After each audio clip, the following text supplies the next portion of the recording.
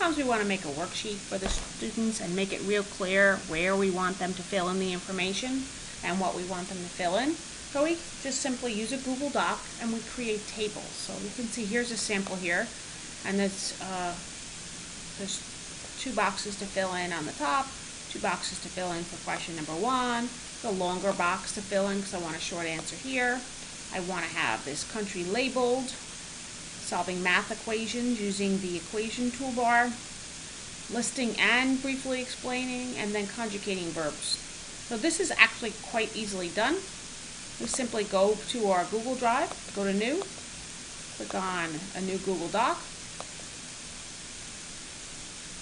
and all we have to do is go to the word table. When we click on Insert Table, we'll see all of our rows and column choices. So we click just one, the first box, and automatically a row appears.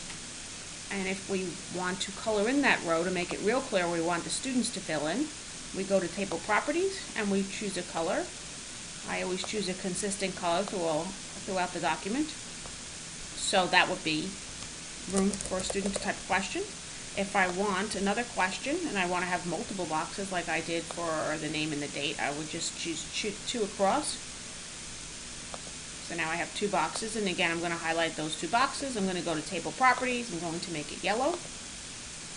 Now if you see a little paint can, you can also use the paint can, but this is pretty easy too.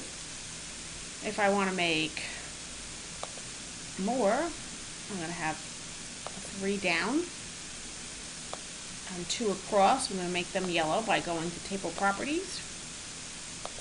But I don't want them the same size because I want them to list a word and then describe it. So maybe it's vocabulary or something like that. So all I did was I went to the dividing bar, and as I go over it I can see it becomes a 2-way arrow. Now I can click and I can drag and I can make the bar go anywhere I want to divide the rows up.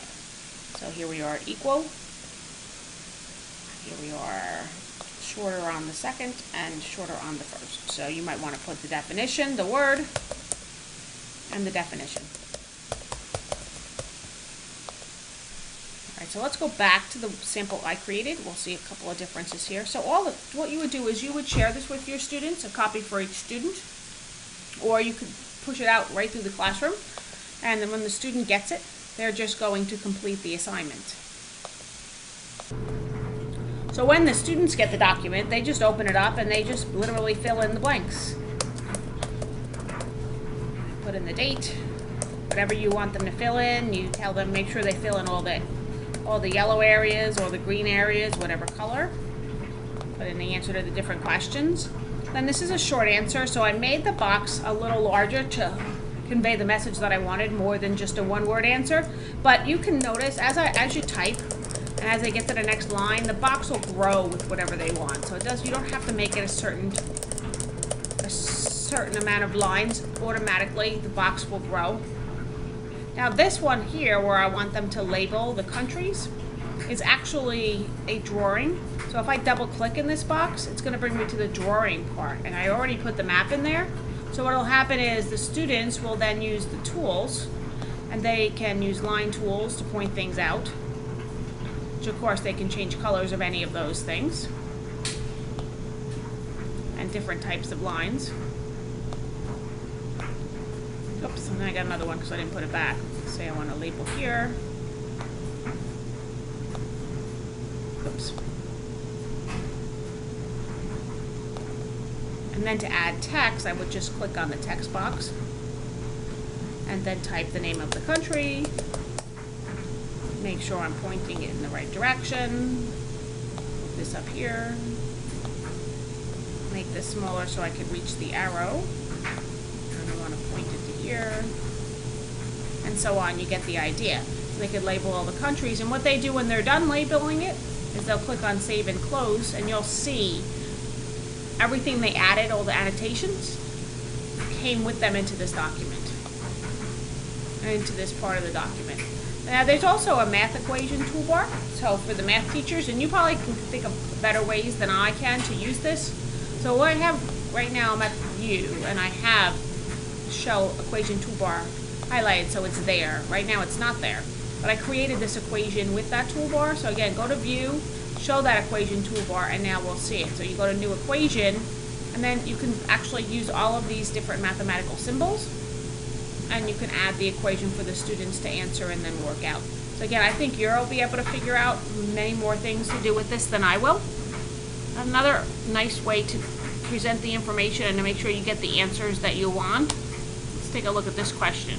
So here I want them to list 3 things and then briefly explain how they would use or how water energy works or how air energy works. So I actually added a spot for them to list and then a longer spot for them to explain. And this is a box that Mrs. Lobianco and I developed for conjugating verbs. So again, we just used columns and rows with the toolbar, and we type the verb name up here, and we can use this format for whatever verb she wants, so she could certainly change this verb. And the kids could actually, and this is probably not right because my Spanish is pretty old, but they would click where the teacher wants them, and they would type in the correct version of the words and conjugate the verb. I know that's not correct. But it's neat, and now the students know exactly where we want everything filled in. So that's just a simple way to create a document, make it really visual for the students, and make sure that they're able to answer all the questions and that they can clearly see what type of answer you're expecting. If you need any help with this or anything else, just let me know.